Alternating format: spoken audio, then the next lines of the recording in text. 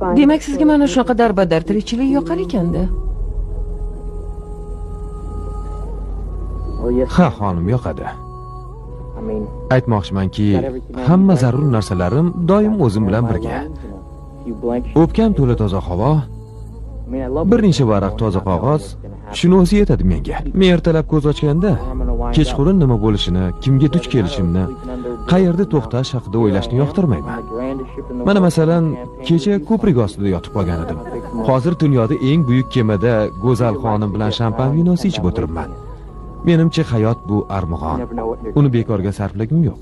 Axir taqdir senga qanaqa qarta tutqazishini qaydan bilasan? Zotan insonga berilgan har bir kun hisobda. Zo'r gapirding, Jak. Barakal. Ana shu gaplar uchun